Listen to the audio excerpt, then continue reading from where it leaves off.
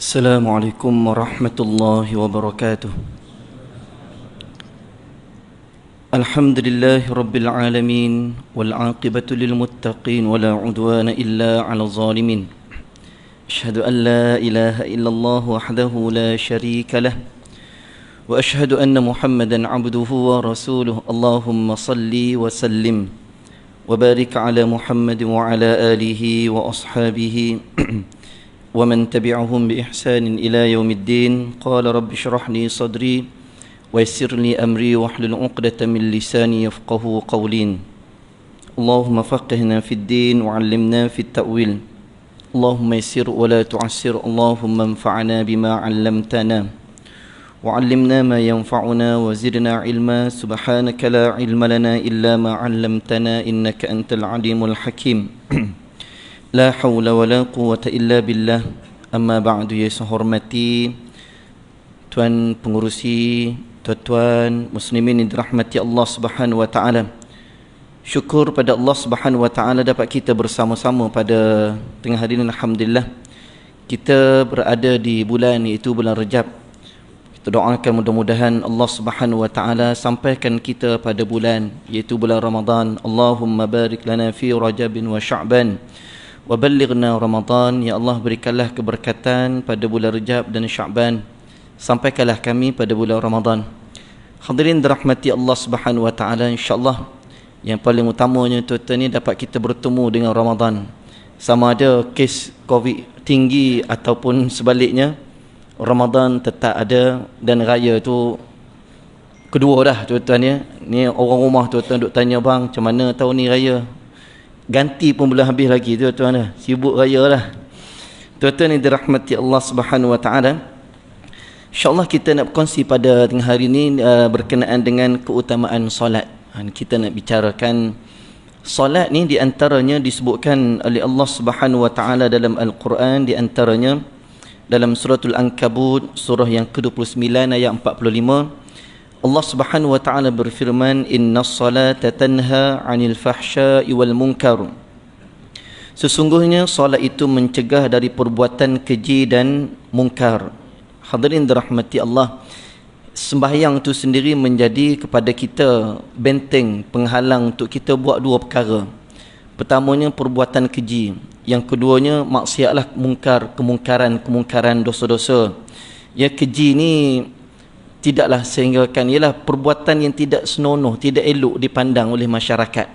Benda tu kita tengok tak kena dengan orang yang sembahyang buat benda tu. Dengan orang sembahyang dia pelakukan benda-benda macam tu, tak kena. Ya, maka sembahyang tu sendiri menghalang, mendidik kita daripada berbuat demikian. Jadi kalau masih ada lagi perbuatan itu, maka yang pertamanya kena perbetulkan ibadat kita, solat itu. Dan insya-Allah lama kelamaan dia akan menjauhkan kita daripada melakukan perbuatan demikian. Sembahyang ni tuan-tuan, dia bermula daripada takbiratul ihram sampailah memberi salam. Di antaranya yang disebutkan oleh Rasulullah sallallahu alaihi wasallam tentang bila mana kita sembahyang, ya, kita angkat takbir, kita membaca doa iftitah sehinggalah kita baca al-Fatihah. Bila kita baca Al-Fatihah, Allah Subhanahu wa taala menjawab setiap bacaan kita. Disebutkan oleh Imam An-Nawawi rahimahullahu taala, Allah Subhanahu wa taala akan jawab. Kita baca alhamdulillahi rabbil alamin. Segala pujian bagi Allah, Tuhan semesta alam. Allah Subhanahu wa taala mengatakan, hamba-Ku telah memujiku. Kita baca. Sebab tu tuan-tuan ya, dalam sembahyang ni jangan kita tergopoh-gopoh. Yang kita bacanya laju, Al-Fatihah khususnya. Ni kadang-kadang kita sendiri pun tak tahu kita baca apa. Kita sendiri pun tak faham aku ni baca apa. Tahu-tahu rukuk tuan-tuan ya. Kita tak tahu baca apa. Macam mana Allah nak jawab bacaan kita? Kan baca tu jangan dalam solat ni jangan cepat nak habis. Kerana antara kita dengan Allah Subhanahu wa taala yang sedang berada di sisinya. Kita sedang berbicara dengan Allah. Kalau tuan-tuan masih ingat zaman-zaman muda dulu kan, kalau menulis surat tu baru tulis surat pada orang yang kita, ialah orang kata apa, buah hati lah tuan-tuan ya. Tulis surat tu pun bacanya 5-16 kali tu. Kan betul tu betul ni, pelan-pelan baca, waktu sunyi pula sanggup bangun malamnya. Kan nak sebutnya kita punya baca tu nak hantar surat pada orang itu je. Jadi bagaimana kita naknya beribadat kepada Allah Subhanahu Wa Taala, sehingga kan Allah, kita nak Allah jawab setiap bacaan kita. Alhamdulillahirabbil alamin, segala pujian bagimu ya Allah. Allah sebut hamba-Ku memuji-Ku, Allah jawab tuan-tuan. Sebab tu kita baikilah ya, sembahyang kita baca pelan-pelan. Kemudian kita baca apa lagi tuan-tuan ya? Bismillahirrahmanirrahim. Khilaf di kalangan ulama, sebahagian mengatakan sunat, tak baca tak apa, tu tak apalah. Tapi nak sebutnya alhamdulillahirabbil alamin ya, bagaimanapun tuan-tuan ya, kalau kita baca dapatnya sunat pahala baca bismillah. Tapi nak sebutnya kita baca ar-rahmanirrahim, Allah Tuhan yang Maha Pemurah lagi Maha Mengasihani. Maka hadirin dirahmati Allah Subhanahu Wa Taala, bila hamba tu mengucapkan demikian, maka Allah Subhanahu Wa Taala mengatakan, hamba-Ku sedang menyanjungku, hamba-Ku sedang memberi sanjungan padaku. Kerana apa? Bacaan kita. Kemudian kita baca alhamdulillahirabbil alamin arrahmanir rahim maliki yaumiddin arrahmanir rahim maliki yaumiddin. Tuhan yang mana Allah Subhanahu Wa Taala menjadi raja, iaitu Malik ya, Allah yang menguasai hari pembalasan. Maka Allah Subhanahu Wa Taala mengatakan, ini adalah di antara aku dan hamba-Ku. Setiap bacaan kita Allah sebut, Allah jawab ihdinas siratal mustaqim, tunjuklah kami jalan yang lurus ya Allah. Kemudian Allah menyatakan, inilah untuk hamba-Ku dan untuk hamba-Ku apa yang dia minta. Setiap bacaan kita Allah jawab. Jadi sebab itulah saya katakan tadi tuan-tuan ya, biarlah sembahyang kita ni, sama ada sembahyang sunat, lebih-lebih lagi sembahyang wajib, maka perlahan bacaan Fatihah kita, biar kita ni dapat dengar dengan baik, telinga kita tidak semesti kuat, memadai kita dengar, kita seorang dengar kita baca, tahu apa yang kita baca. Allah menjawab setiap bacaan yang kita baca, lebih-lebih lagi Al-Fatihah. Maka perbaikilah ya, perbetulkanlah, bacalah yang terbaik sekadar yang kita mampu boleh kita baca, supaya kita rasakan kenikmatan, keseronokan bila mana beribadat kepada Allah Subhanahu Wa Taala. Hadirin dirahmati Allah, sebab itu sembahyang ni dia boleh mendidik seorang di kalangan tabi'in yang bernama Urwah bin Az-Zubair rahimahullahu taala, di kalangan ulama, di kalangan golongan-golongan salafus salih. Dia ni tuan-tuan, ditimpa oleh Allah satu penyakit yang Allah Subhanahu Wa Taala datangkan kepadanya, satu penyakitnya kusta, penyakit yang merebat. Jadi ketika itu tidak ada ubat bius yang boleh menyebabkan ia dah sakit, tahan sakit bila mana nak dibuang penyakit ataupun nak dipotong kaki. Jadi Urwah ni ketika mana tabibnya, doktornya bagi tahu bahawasanya kakinya perlu dipotong. Kakinya perlu dipotong dengan kadar segera. Dan waktu itu tak ada lagi bius. Jadi menyebabkan apa yang berlaku, Urwah dia mengatakan, Urwah bin Zubair mengatakan, wahai doktor, wahai tabib, potonglah kakiku ketika mana aku sedang solat. Bayangkan, kita lihat, potong kaki aku ni ketika mana aku sedang sembahyang. Sedang duduk sembahyang ni tuan-tuan, potonglah kakiku. Kita kalau tengah sembahyang ni semua ingat tuan-tuan dia ingat balik. Sebab tu orang tua kata, kalau terlupa sembahyang ajak, angkat takbir je nampak. Kan angkat takbir je nampak dah barang yang terlupa kat mana letak. Habis sembahyang lupa balik kat mana, tak tahu dah. Nak sebutnya tuan-tuan ya, ulama dahulu sembahyang mereka hebat. Kita sembahyang ni kadang-kadang tak berapa bersungguh, tak berapa seronok. Allah dah nak asar dah, rasa baru je Zuhur, baru je Jumaat, baru je balik rumah, duduk-duduk sekejap, sapu tu sapu ni, buat tu buat, dah nak asar dah. Allah kalau rasa sembahyang tu beban macam tu, ada masalah tuan-tuan. Tapi kalau tengok jam, lambat lagi ke nak asar, macam tu kan, lambat lagi ke menunggu-nunggu nak sembahyang ni. Ni tak, sembahyang tu rasa beban, rasa berat nak buat, atau ada benda yang tak betul, kena perbaiki. Jadi nak sebutnya Urwah bin Zubair rahimahullahu ta'ala, dia kata, potong kakiku ketika mana aku sedang salat. Ni berlaku kisah disebutkan oleh Imam An-Nawawi. Maka sedang dia sembahyang ni tuan-tuan, dipotong kuku, bukan kuku, dipotong kakinya. Dan dipotong kaki. Bila dipotong kaki ni tuan-tuan, dia tak sedar ketika mana kakinya dipotong sehingga dia selesai sembahyang. Masya-Allah. Ya, kita kalau nyamuk datang ke telinga, bukan gigit lagi, datang ke telinga, ya, habis tempis kiri kanan kita. Kan? Bayangkan kita lihat bagaimana solatnya seorang di kalangan sahabat salafus salih. Mereka sembahyang tak sedar yang kakinya dipotong. Kakinya bukan kukunya tuan, dipotong. Masya Allah, kita lihat begitu hebatnya ibadat mereka, solat mereka. Inilah yang dikatakan sembahyang yang boleh mencegah daripada perbuatan keji dan mungkar, yang boleh membimbing, membentuk kepribadian yang benar, yang betul kepada Allah Subhanahu wa taala. Sehingga selesai sembahyang, habis sembahyang baru dia tahu kakinya tak ada dah, ya, dipotong oleh tabib demikian. Tabib tu kata andainya tak dipotong, kakinya akan berjangkit kepada seluruh anggota badan, maka dipotonglah demikian. Ini kehebatan mereka. Sebab tu hadirin dirahmati Allah Subhanahu wa taala, sembahyang ni tuan-tuan ni Allah berikan sembahyang pada kita ni hebat. Kita bersyukur kepada Allah Subhanahu wa taala kerana kita orang yang mudah-mudahan yang menjaga solat, yang pasti. Kalau tak datang Jumaat 2 minggu tu rasa lain macam tuan-tuan ya. Rasa dah kata apa, kafir dah aku kok tak semayang datang Jumaat ni 2 kali ni kan. Sedangkan tak semayang tu bukan tak nak semayang datang, tapi sebabkan SOP apa semua tak boleh datang apa semua tu lain tuan-tuan. Tapi ni yang memang sengaja tak mau datang, belum apa-apa lagi. Kalau aku datang pun tak boleh masuk dah. Tu dia dah buat macam tu, tak betul lah. Datang dulu tuan-tuan ya. Jadi nak sebut sembahyang ni kata Rasulullah bagi perumpamaan, tapi umpama tu bukan umpama yang sia-sia.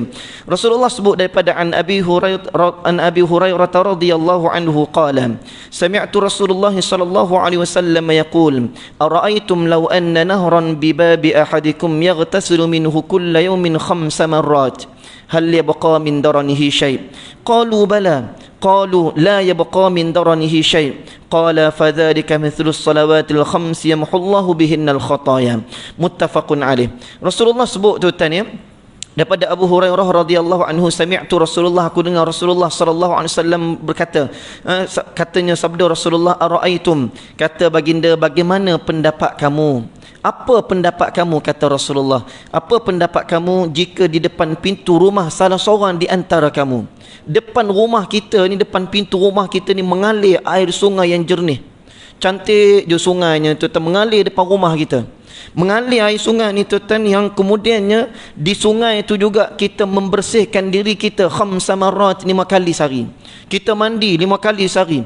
Kata Rasulullah, hal yabqa min daranihi syai', adakah masih lagi adanya kuman daki-daki bau yang tidak menyenangkan pada badan kita?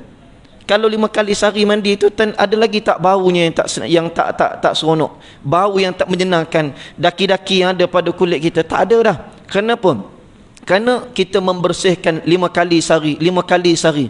Maka begitulah kata Rasulullah sallallahu alaihi wasallam, begitulah kata Nabi, fadzalika mithlus salawat, demikianlah kata Rasulullah sembahyang, kata baginda sallallahu alaihi wasallam, yang 5 waktu sehari semalam ni yang kita duk buat ni, Masya Allah besarnya nilai. Sebab tu jangan ambil mudah sembahyang tuan-tuan, jangan kita mandang rendah, jangan kita rasa menyusahkan sembahyang. Ambillah berat, kerana sembahyang tu membersihkan dosa-dosa kita dengan Allah Subhanahu wa taala. Ya, fadzalika mithlus salawatul 5 yamhullahu bihinal khataaya, yang menghapuskan dosa-dosa kecil kita. Daripada mana? Daripada sembahyang mandi kita, bersihkan wuduk kita. Kita pernah sebut pada tuan-tuan bagaimana kata Rasulullah sallallahu alaihi wasallam pada lepas, kalau tidak salah, baginda sallallahu alaihi wasallam sebut bagaimana sembahyang ni tuan-tuan, sebelum sembahyang kita ambil wuduk di rumah.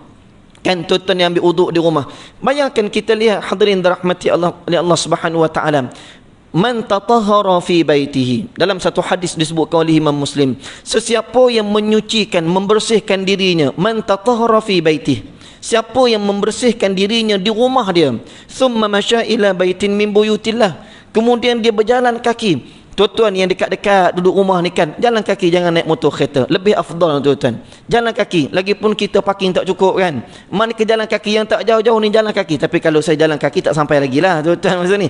Nak sebut yang dekat-dekat ni ambil fadilatnya tuan-tuan. Mungkin tuan-tuan balik nanti cuti, esok lusa cuti, semayang rumah tak jauh dengan masjid surau, kita datang jalan kaki di rumah kita, daripada rumah kita. Kenapa abang jalan kaki? Kan sebut kerana Rasulullah sebut keutamaan tu, kaki kita melangkah, Masya Allah. Bayangkan tuan-tuan ni hebatnya. Ada orang kata, ustaz kan nanti kalau jalan kaki nanti kata riak pula. Siapa kata? Tuan-tuan kata ke orang kata? Kalau orang kata tu pulanglah, bukan kita riak. Orang kata kita riak lah apa semua tu orang kata. Kalau ni ikut mulut orang, tuan-tuan tak semayang lah kita kan. Orang tu kata begini, orang tu kata begitu, orang tu kata begini. Sebab tu tak ramai datang masjid. Sebab ramai orang mengata. Kita pun dengar mulut orang, bukan dengan Nabi kata. Duk dengar mulut orang tu kata, mulut orang ni kata, jiran tu kata, jiran ni kata. Jawab dia, surau masjid tak penuh. Nak sebab apa? Sebab duk jaga mulut orang. Nanti orang kata riak, nanti orang kata alim pula, nanti orang kata berjuruh pula, nanti orang kata bagus. Habis tu jawab, memang macam tu jawab, dia tak semayang lah tuan-tuan. Jangan dengar mulut orang, dengar Rasulullah sebut. Jadi nak sebutnya tuan-tuan ya, Rasulullah sallallahu alaihi wasallam kata, kemudian dia thumma masya ila baitin min buyutillah. Kemudian dia melangkah kaki datang ke rumah Allah. Yang kita hari ni kita datang berjalan kaki tuan-tuan. Masya-Allah, dua kelebihan, berwuduk di rumah. Yang kedua, kita melangkah kaki ke rumah Allah, berjalan datang ke rumah Allah Subhanahu wa taala, liyuqdiya fariidatan min faraidillah, untuk menunaikan kewajipan kita kepada Allah. Apa dia sembahyang ni? Masya-Allah tuan-tuan besarnya. Kemudian Allah berikan di akhirnya, Rasulullah sebut Allah berikan dua benda pada kita. Apa dia kedua ni? Pertamanya kata Nabi sallallahu alaihi wasallam, iaitu yang pertama takhattuhu khati'ah wal ukhra tarfa'u darajah. Yang pertama, kaki kita melangkah ni tuan-tuan. Kaki kita melangkah ni kata Rasulullah apa dia? Allah Subhanahu wa taala ampunkan dosa kita. Allah ampun dosa, Allah ampun dosa, Allah ampun dosa. Setiap langkah yang kita langkah, masya-Allah, bayangkan kita lihat berapa banyak dah kaki kita melangkah ke rumah Allah. Oh ya Allah, hebatnya tuan-tuan ya. Sebab tu kita lihat orang yang hebat ni, dia tahu kelebihan, dia tidak akan mensia-siakan. Dia ambil kesempatan tu walaupun dalam keadaan dia sukar untuknya datang ke rumah Allah Subhanahu wa taala. Sebab tu saya teringat, saya tak sempat nak salin, tapi disebutkan, nak sebutnya tuan-tuan ya, qala Asy-Syaikh Ijlan Asy-Syaibani rahimahullahu taala. Syekh Ijlan Asy-Syaibani rahimahullahu taala disebut dalam kata-kata dia. Bagus tuan-tuan, memberi semangat pada kita dan pada tuan-tuan yang ada. Disebutkan Syekh Ijlan Asy-Syaibani rahimahullahu taala, dia kata, disebutkan katanya Syekh, dia kata apa dia? Qala Ibnu Ijlan Asy-Syaibani rahimahullahu taala, inna Allah azza wa jalla ja'ala quwwatal mu'minin fi qalbihi wa lam yaj'alha fi a'dha'ihi. ألا ترون أن شيخ مسن يكون ضعيفا يصوم ويقوم الليل والشاب يعجز عن ذلك. Katanya Syekh Asy-Syaibani rahimahullahu taala, dia kata apa? Dia kata Allah Subhanahu wa taala menjadikan kekuatan seorang mukmin. Allah jadikan kekuatan kepada setiap seorang mukmin di kalangan kita ni, katanya dia, iaitu terletak di dalam hati. Kekuatan seorang mukmin itu dia terletak di dalam hati seseorang itu. Ya, dia tidak terletak semata-mata kepada fizikalnya, tidak terletak pada anggota badan dia, tetapi terletak di mana? Di hatinya. Bukan hanya pada anggota fizikal semata-mata. Katanya Syekh Ijlan Asy-Syaibani rahimahullahu taala, tidakkah kau melihat seorang tua yang telah dikatakan lemah tubuh badannya, seorang yang kurus kering, orangnya badan yang kurus, dah kena pula penyakitnya ada lagi tuan-tuan, tapi tidakkah kau melihat yang dia mampu beribadat kepada Allah, berpuasa di bulan Ramadan musim panas di tanah Arab. Tuan-tuan bayangkan, musim panas tanah Arab tak sama musim panas tempat kita. Kita ni dekat-dekat masuk Ramadan dia datang penyakit. Penyakit apa? Gastrik. Asalkan Ramadan, gastrik. Asalkan gastrik je, bulan Ramadan. Itu penyakit dia datang. Lepas tu tak puasa tuan, tapi raya sakan dia. Macam orang puasa je. Dia punya raya tu sakan. Masya Allah tuan-tuan. Ni kita lihat bagaimana kata Syekh. Tidakkah kau melihat seorang yang tua berjalan kaki datang ke masjid dengan tongkatnya, pelan jalan tuan-tuan. Nak semayang 10 minit je, datang daripada rumah 25 minit, setengah jam jalan kaki. Allah, bayangkan. Sebab apa tuan-tuan? Bukan terletak kepada fizikal. Ada orang dia boleh kayuh basikal 50 kilo pergi balik. Kayuh basikal ni esok plan dah mana tuan-tuan? Sana-sana nak ke? Tak salah kayuh basikal. Tapi yang masalahnya tuan-tuan, untuk datang ke rumah Allah itu yang masalahnya. Sihat tidak ada salah. Tuan-tuan berjogging, hiking apa, tidak ada masalah. Tapi soalannya, kekuatan itu bukan letak pada fizikal. Kadang-kadang berketul-ketul. Jangan marah orang yang ketul-ketul. Ya, berketul-ketul badan dia. Tapi nak nampak di masjid surau tuan-tuan, masalah. Dalam grup, apa yang dia tak post. Hadis tu, hadis ni. Oh, ingatkan ustaz dah. Tak start-start lagi. Kan, hadis, macam-macam hadis dia post tu tuan. Kita tengok tu dia punya ayat hadis tu, Masya Allah, hebat. Tapi batang hidung tak nampak surau masjid. Ni masalah. Sebab apa? Fizikalnya bukan letak kepada kekuatan seorang mukmin, bukan terletak kepada fizikal semata-mata, tapi kepada hatinya. Sebab tu kita lihat, Masya Allah, tuan-tuan, dah berjalan pun tak larat, tapi dia gagah datang. Kenapa tuan-tuan? Katanya Asy-Syaibani rahimahullahu ta'ala, tidakkah kau melihat di siang hari dia mampu berpuasa, dia boleh datang ke rumah Allah berjalan kaki 5 waktu kali sehari, 5 waktu sehari sekali, 5 waktu kali, tuan-tuan. 5 waktu ni setiap waktu dia datang dia balik, dia datang dia balik, dia datang dia balik. Allah, bayangkan. Dan pada malam harinya pula dia berqiyamul lail. Kita kalau masuk Ramadan ni tuan-tuan, minggu pertama tu jangan ceritalah, melimpah ni sampai keluar kena beli, kena cari khemah pula kita ni. Kan, ni yang duduk kat luar ni bukan yang orang kata pun ni yang muda-muda cerdas ni tuan-tuan. Tapi kalau buat 20 tak adalah, minta maaf lah, kita buat 8 dia pegang mazhab 8 dia tuan-tuan. Imam bagi salam dia tak buat witir dah, terus lompat mana tak balik, duk ngetih, ingatkan balik khatam Quran ke apa, ngetih tuan-tuan. Allah, sayangnya usia yang macam tu tuan-tuan ya. Cuba tanya tuan-tuan ni, kalau diberi peluang balik muda balik, agak-agak nak tak tuan? Nak buat apa? Nak buat sebanyak-banyak mungkinnya. Sebab waktu tu kekuatan fizikal mentalnya, kekuatannya, penyakit tidak ada apa, kekuatannya Masya Allah, bebanan tak ada, urusan lain tak ada. Tapi nak sebut, sebab itulah katanya Asy-Syaibani rahimahullahu ta'ala, kekuatan seorang mukmin bukan terletak kepada fizikal, tetapi terletak kepada hati. Sebab tu saya bukan nak mengata pada tuan-tuan, ustaz kalau tak mengata orang tak sah. Tidak tuan-tuan, nak mengajak kita, sebab kita ni akan balik pada Allah. Kita ni akan mati dan tak tahu bila kita mati. Saya pun tak tahu bila mati tuan-tuan pun tak tahu bila mati. Kalau Allah bagi hidup lagi 40 tahun, 60 tahun, 50 apa, orang kata sampai 63 tahun, alhamdulillah, kok tak sempat. Kita tak tahu bila kita balik. Amalan tetap dikira tuan-tuan. Sebab tu ambil peluang untuk buat kebanyakan, sebanyak-banyak mungkinnya. Syekh Asy-Syaibani dia kata ikut pengalaman dia. Ikut pengalaman dia, perhatikan macam tu lah. Biasanya masjid surau ni tuan-tuan dia, yang tu lah, yang selalu ada tu lah. Kan? Yang selalu ada lah. Yang tak selalu ada ni datang bermusim. Jadi kita nakkan ibadat kita ni biar betul-betul buat. Maka sebab itu hadirin dirahmati Allah Subhanahu wa ta'ala, disebutkan sembahyang ni Masya Allah 5 waktu sehari semalam ni tuan-tuan, apa dia? Yamhullahu bihinnal khataya, Allah ampunkan dosa-dosa kecil kita terhadap Allah. Mana dosa-dosa kecil kita dengan Allah, Allah ampunkan dosa, Allah hapuskan dosa.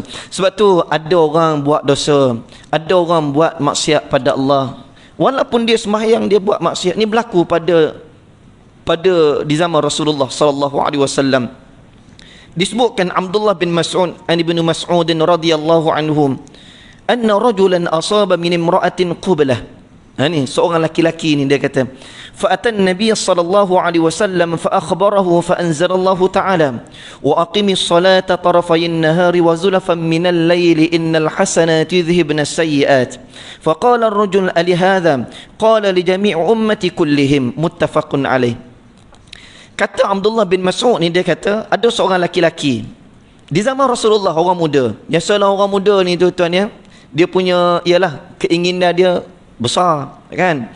Jadi anna rajulan asaba min imra'atin qublah, ada seorang laki-laki di zaman Rasulullah, pemuda ni, dia duduk di zaman Rasulullah, dia tengok perempuan. Dia tengok perempuan. Bila dia tengok perempuan ni tuan-tuan ya, biasalah orang lelaki kan, kadang-kadang dia punya tengok tu sampai terbeliak mata jeling tu dia. Sampai habis bayang tak ada, baru berhenti. Yang tengok tu bukan orang muda tuan-tuan ya, orang separa muda. Kadang-kadang kita pun segan tengok dia tengok tu. Nak tegur kan nanti dia malu pula kan. Duduk kedai ni tu, kita duduk tengah minum-minum sekejap kan, dia punya tengok tu macam tak pernah tengok orang tu. Tak tahulah apa yang dia tengok, wallahualam.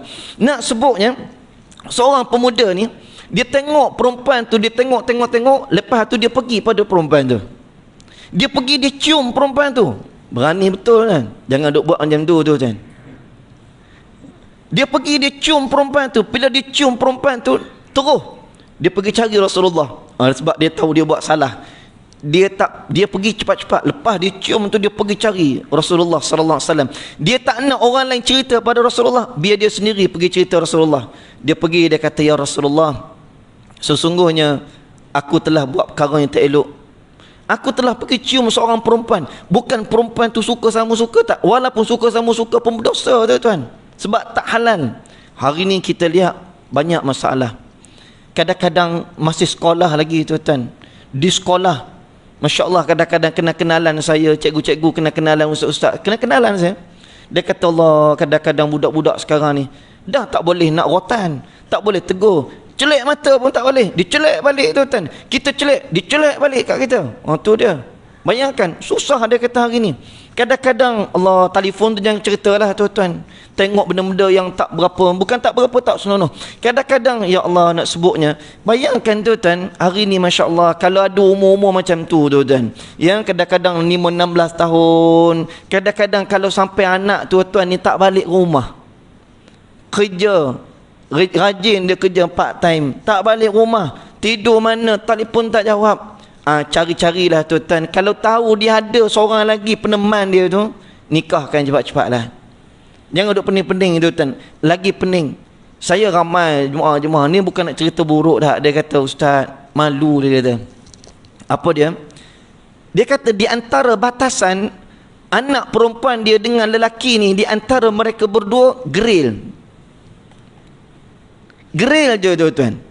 Yang memisahkan di antara mereka berdua boleh buat kerja haram. Bayangkan tuan-tuan. Dengan grill tu menjadi halangan, tapi boleh buat kerja haram. Bayangkan, kita lihat. Orang muda dia kreatif tuan-tuan. Itu hebatnya. Kan dia boleh buat kerja haram macam tu, bayangkan. Kalau dah sampai macam tu tuan-tuan ya, larang pun tak jadi dah. Jadi kahwin kalau kena musim PKP ni, kos dia rendah. Kahwin dah mudah ya. Tak betul tuan-tuan, hari ni penyakit hari ni tak boleh dibendung kadang-kadang. Lagi tuan-tuan berkerah, lagi dia menjadi-jadi budak-budak. Kan? Jadi kalau dah tak boleh buat apa, kalau jenis tak boleh buat apa tu, kahwin-kahwinlah, duduklah dengan pa dengan mahnya kan. Duduklah dengan mak ayahnya, belalah dua-dua. Nak sebut berlaku di zaman Rasulullah, seorang laki-laki pemuda ni pergi cium perempuan tu, dia pergi cari Rasulullah. Bila pergi cari Rasulullah, dia kata, ya Rasulullah, sesungguhnya aku telah cium perempuan ni. Maka Rasulullah terdiam sekejap. Fa anzalallahu ta'ala, kemudian Allah turunkan ayat. Allah turunkan ayat apa? Wa aqimis salah, dan dirikanlah sembahyang. Ini bagi orang yang buat dosa, buat maksiat, jangan tinggal sembahyang. Jangan tinggal buat kebaikan. Wa aqimis salata tarafayin nahari wa zulafan minal lail, dan dirikanlah sembahyang di antara dua sembahyang. Sembahyang apa dia? Sembahyang subuh dan asar. Ada dua kelebihan sembahyang ni, nanti kita sebut bulan depan. Nak sebutnya, inna salata tanha 'anil fahsya'i wal munkar. Kata Allah, innal hasanat yudhibna sayyi'at. Sesungguhnya kebaikan yang kamu buat. Laki ni dia sembahyang, tapi dalam masa sembahyang ni dia tak boleh tinggal buat benda tu. Semayang tuan-tuan, menonton juga. Semayang tuan-tuan, buat juga. Ini jangan tinggal kebaikan. Bukan jangan tinggal buat benda tu, jangan tinggal semayang, jangan tinggal buat kebaikan. Buat kebaikan, kita pernah sebut rasa dalam beberapa yang lalu. Yang nak sebutnya apa dia? Kebaikan tu perlu dibuat. Kerana yudhibna sayyi'at, dia menjadi penghapus kepada dosa-dosa yang kita lakukan. Menjadi penghapus. Orang yang tadi tinggal maksiat, jangan tinggal ketaatan pada Allah. Teruskan ketaatan itu. Lama kelamaan dia akan membenci.